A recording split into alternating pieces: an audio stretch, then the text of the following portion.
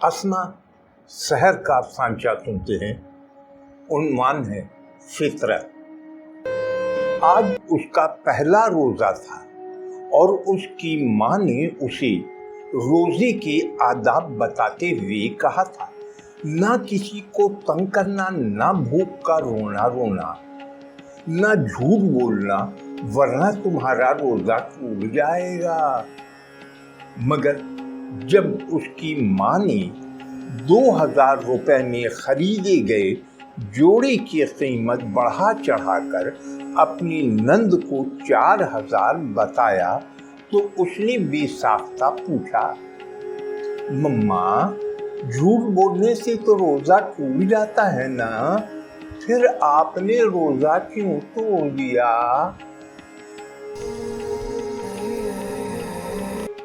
زرمین شاہ کا افسانچہ سنتے ہیں۔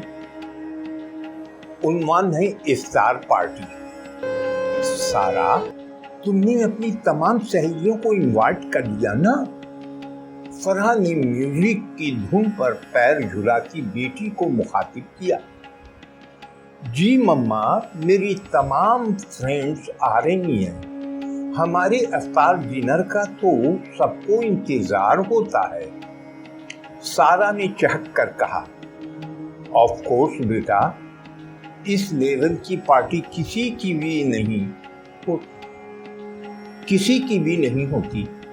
فرحہ مسکرا کر بولی، ہاں بیٹا، تم اپنا ڈریس بھی سلیکٹ کر لو، میں ذرا مینو فائنل کر لوں۔ اتنی دیر میں ملازمہ نے مختلف لوازمات سے سجی ٹری میز پر رکھ گئی۔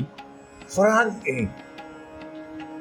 نے ٹھنڈے جوس کا گلاس لبوں سے لگاتے ہوئے سوچا، نہ جانے لوگ اتنا لمبا روزہ کیسے رکھ لیتے ہیں۔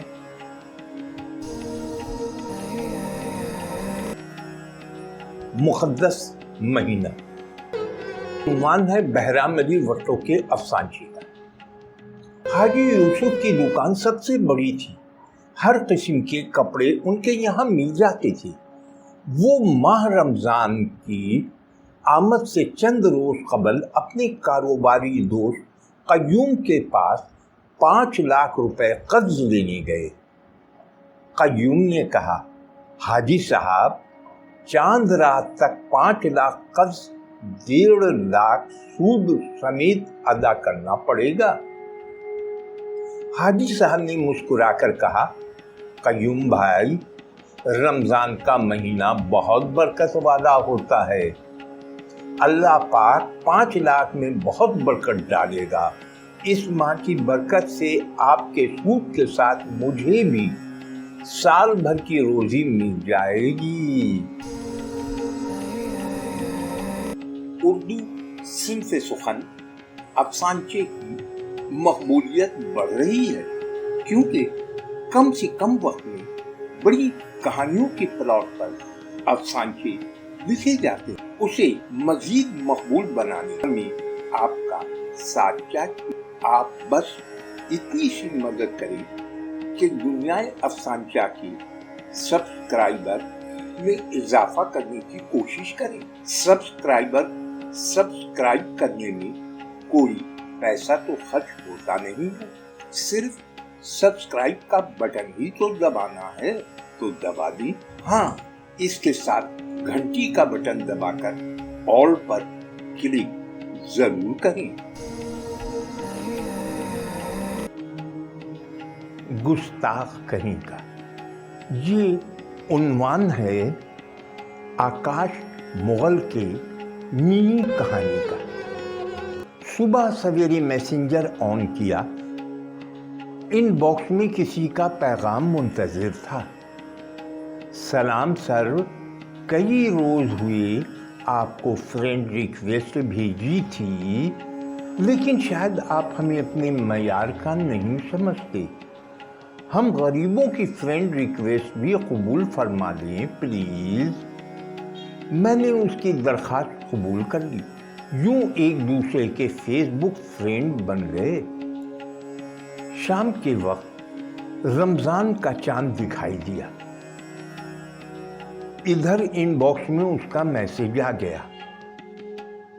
लिखा था, हदीस नबवी है कि जिसने सबसे पहले किसी को रमज़ान की मुबारकबाद दी उस पर जन्नत वाजिब और जहन्नम की आग हराम हो गई। शैतान आपको शेयर करने से रोकेगा। सच्चे मुसलमान हो तो दरूद पाक पढ़कर सबको शेयर करो। आज रात ही आपको खुशखबरी मिलेगी। मैंने जवाबन लिखा कि ये मन गढ़ंत हदीस है जिसका हकीकत से कोई ताल्लुक नहीं, लिहाजा आप ये हदीस पढ़ लें। पूछा गया कौन सी हदीस? मैंने लिख भेजा, फरमान नबवी है कि जो शख्स मुझ पर झूठ बांधेगा तो वो अपना ठिकाना जहन्नम में बनाएगा। इसलिए मेरे भाई एहतियात करें, बिला तहकीक कोई बात बदखुसूस अहादीस मुबारका आंख बंद करके शेयर करके किसी झूठे की झूठ में शामिल होना हद दर्जा जाहिलियत है।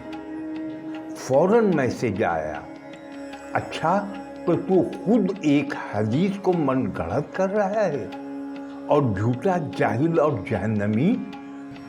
इसके साथ ही उसने मुझे अनफ्रेंड भी कर दिया। आइए इमरान जोनानी का अफसानचा सुनते हैं। उन्वान है तर हकीकत।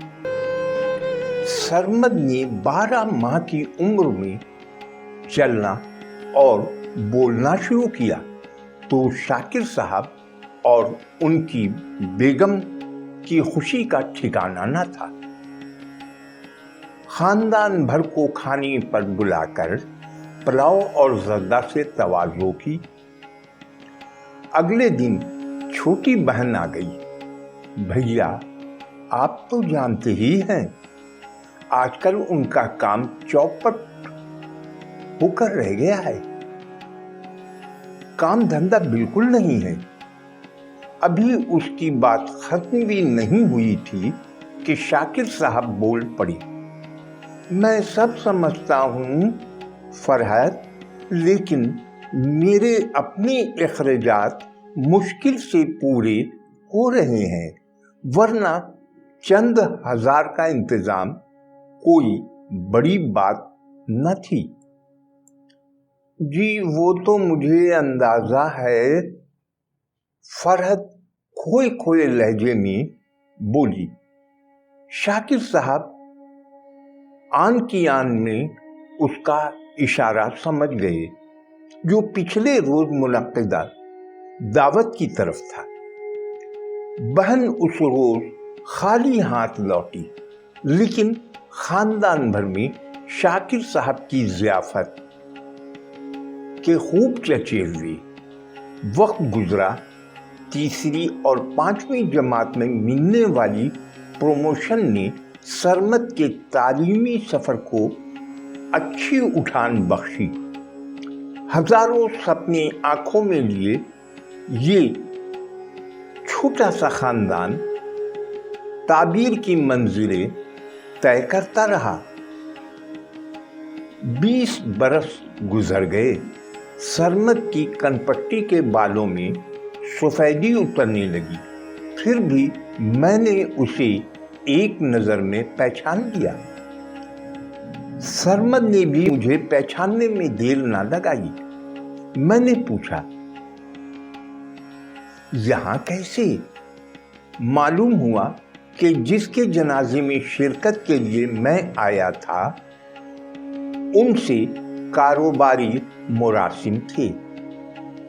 मैंने सरमद से कहा, यही सामने तो तुम्हारा आबाई कब्रिस्तान है।